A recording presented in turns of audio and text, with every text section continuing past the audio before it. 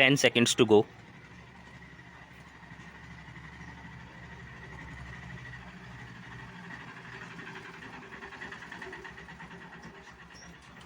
Start.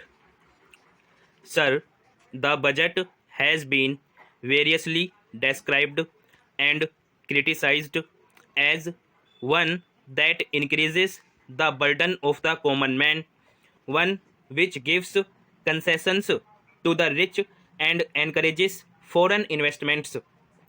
I agree, sir, that it is all this and much more, but it certainly is not a highwayman's budget. To my mind, sir, the budget is sincere, conscientious, and at the same time, it is a bold effort on the part of the finance minister who is charged with heavy responsibility of finding resources for the third 5-year plan. This plan, to my mind, sir, is not at all ambitious in view of our needs. It may be looked upon as a rather heavy demand, but looking to our needs, it is not very ambitious. Sir, the fact that even the considerations of the coming general elections could not deflect the finance minister from the course which seemed to him necessary and proper should earn him the appreciation of every right thinking man. The common man's interest, as I said, is nearer to our hearts than perhaps some others can claim, or at least it is equally nearer to us. And yet, there come times in a nation's history when it becomes necessary for the people to postpone the fruits of their labor and enterprise to secure the future. Here also, sir, opinions may differ.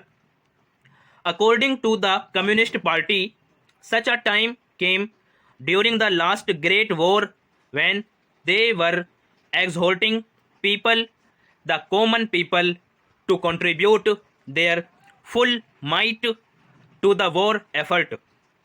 According to us, however, sir, we are passing through such a time at the present moment, and I have no doubt that the common people appreciate this position and will willingly tighten their belts, contribute their full might, and will surely return the Congress to power, having full confidence in the future and looking to a future where their posterity will be assured of a far better social and economic order. Who, sir, does not sympathize with the difficulties of the common man? As a matter of fact, most of us come from that class, and I am sure the finance minister would have liked to do away with some of the levies. None would have been happier if he could have done without these new levies, but there are, sir, certain very imperative limitations. We are passing through a critical period. Sir, it may not be necessary to continue these levies for a long time. Rather, I am inclined to think that before long it may be possible to give up some of them at least.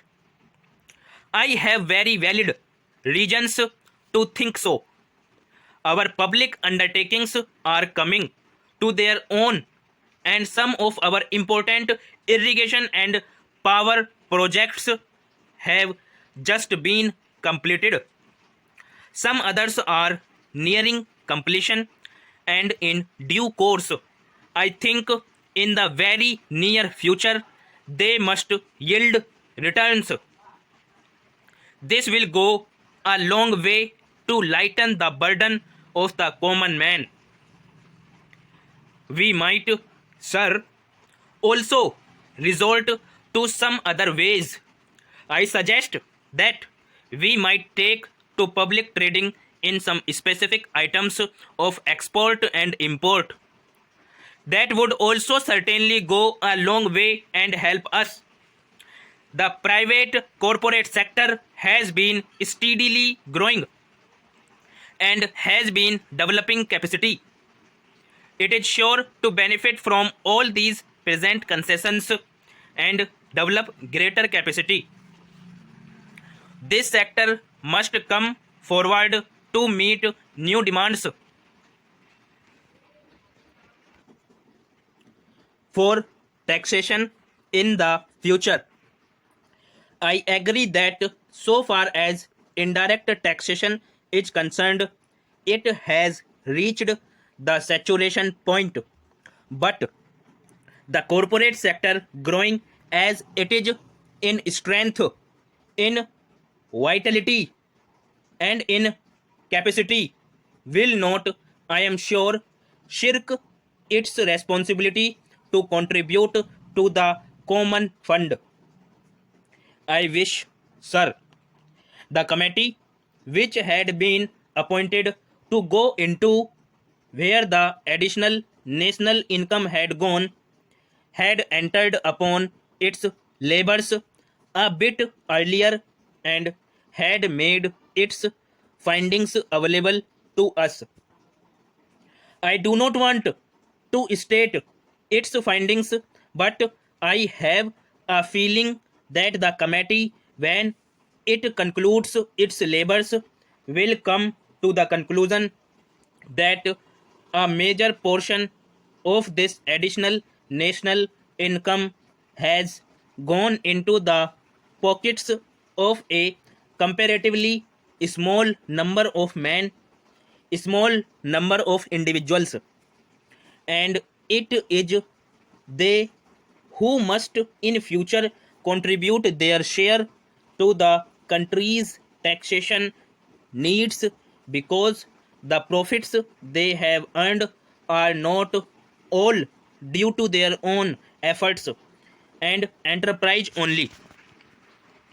To a very large measure, they are the result of the economic policies of the government and due to certain other circumstances to which they did not contribute anything. Therefore, there is ample justification for the two taxes, the capital gains tax and the excess profits tax. I need not go in detail into all the reasons that my honorable friend has explained earlier so lucidly, but I must say that I entirely agree with them all. Having said this, I would like to say a few words about allocations which have been made to the various ministries in the budget.